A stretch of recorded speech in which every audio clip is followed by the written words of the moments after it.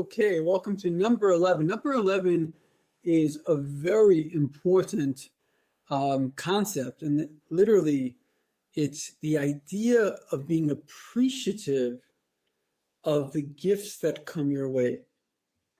A man once wrote, as I mentioned before, one of the greatest.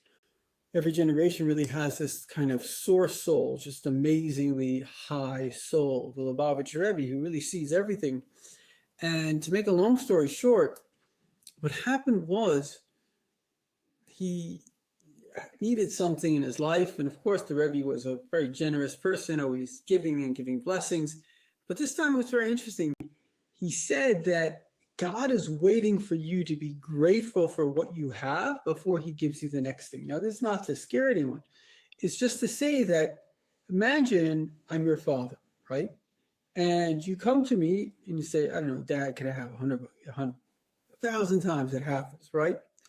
So at a certain point, I want you to be happy. And if you're not going to be grateful, if you think I'm just your cash register, I might have to withhold some of that, waiting for you to be appreciative of what you have. I heard this from a survivor. He says that it said in Kabbalah that if you took all of your curses, imagine all the things that have gone wrong in your life, and compared it to one of your blessings, a sight you can see, would you take, if you could just exchange the two, would you, like, if I think about my life, I've been through stuff, all the bad stuff that I've been through, versus having eyesight. I would choose eyesight and even have the bad stuff. What about feet? What about hands? What about head? What about teeth? What about tongue? I'm a very rich man. Each one of these things are more important to me than all the bad things I've ever gone through. So you see, my dear friends, we actually need to learn how to appreciate. In fact, that's the whole idea of being a Jew. The word Yehudi comes from the word oida. I will be grateful.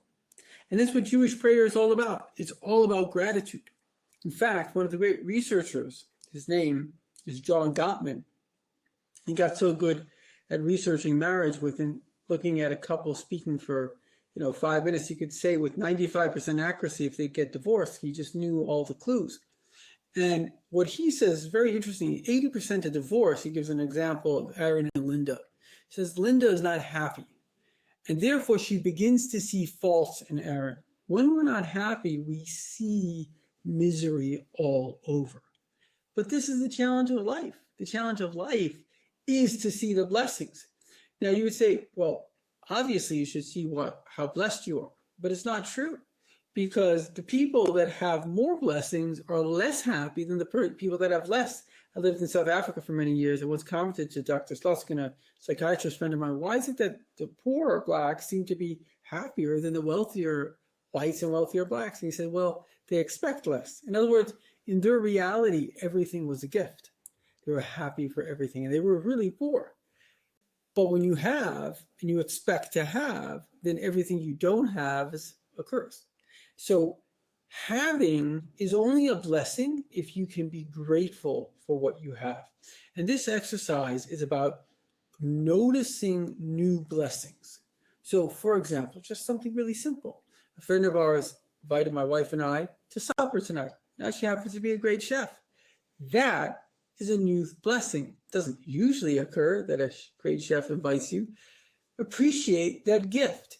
If something new comes your way, say thank you to God. And we're going to do a meditation to help us gain this power, because this is the most powerful thing you can do.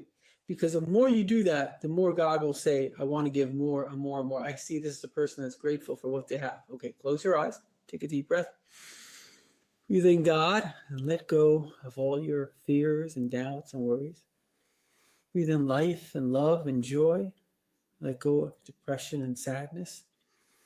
And breathe in faith and knowledge that all that comes your way, particularly the good, is a gift of God.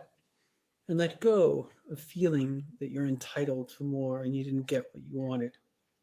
And now, let's make a strong resolution, particularly when we make a meditation, we're in a better space to create a resolution because we're calmer, we're accessing a deeper part of ourselves that's truer part of ourselves where we can really make these resolutions. The resolution from now on is you and we're going to notice everything extraordinary, anything out of the ordinary, anything that we didn't expect. And when that comes our way, we're going to thank God for it. We're going to be grateful for the things that we've received that we didn't expect. That way, all the things that we get that are unexpected will truly make us happy. Again, if you want to reach out to me, shermachad@protonmail.com. And last but not least, we're going to come out of this meditation with a 3, 2, and a 1.